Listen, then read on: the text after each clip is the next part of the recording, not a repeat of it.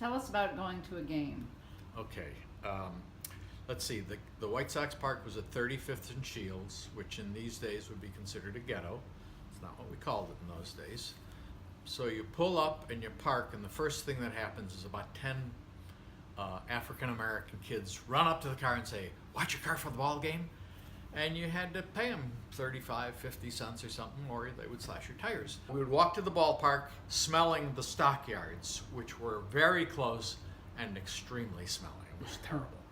But we'd walk very fast because my dad always walked very fast, and if there was too much traffic on the sidewalks, we would walk in the streets to beat the traffic. So we get to the game, and this one time we got to the game, and there were 3 or 4 of us. I don't know how many of the kids.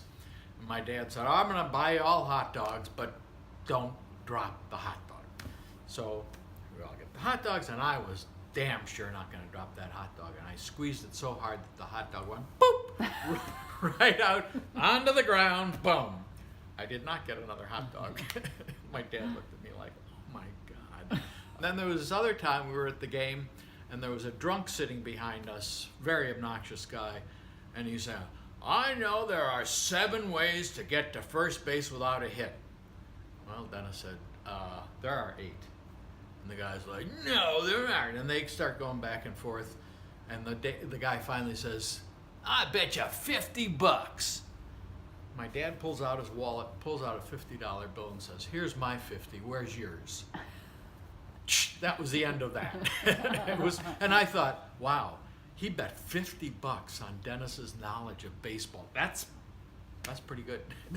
Going to the games was always fun. I can still remember the 59 White Sox. Earl Torgeson at first until Ted Kluszewski got there. He was great. Nellie and Louie, second and short. Billy Goodman at third. Al Smith in left. Jim Landis in center. And Jim Rivera in right. Sherman Lawler was the catcher.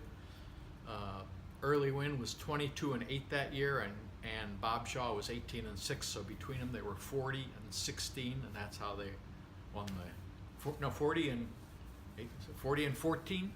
So did any of you guys play? Yeah, we all played on some level or another. Jim played in the Air Force, and he played in college, and he played semi-pro ball afterward. He was a very good pitcher. He was really good.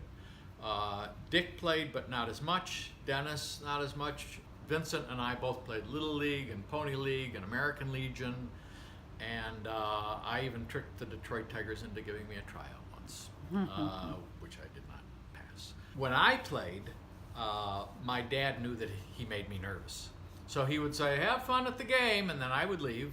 And then when I got there, he would get in the car and he would drive to the game, and he would sneak up and watch from over the fence, from the outfield fence. And then after the game, like if we won and I went to the Dairy Queen, he would drive by and say, "Hey, how'd you do?" He would only do that when I had won, by the way. One other story, at their 25th wedding anniversary, my mom and dad had a 25th wedding anniversary at the house. It was hotter than hell. All the candles melted. And all the ladies went up to a store called Modo Day and bought other dresses to wear because it was so hot.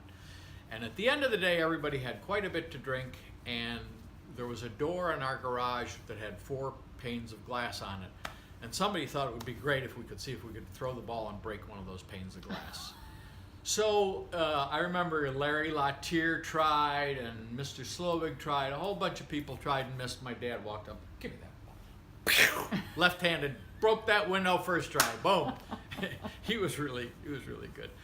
One of the compliments I got from my dad that I always kind of remembered, we went to Riverview Amusement Park, which was the amusement park in those days, and we had one of those throw the ball and knock the clown in the water. And my dad bought me 3 balls, and I knocked the clown in 3 times. And the next morning at breakfast, my dad said, "That was pretty good pitching last night." And that was a compliment from my dad. With Sporting News would come, and came once a week. It was all about baseball, and it had every batting average listed. And most of us could tell the batting average of anybody in the league within 5 points. So baseball was a big part of our life.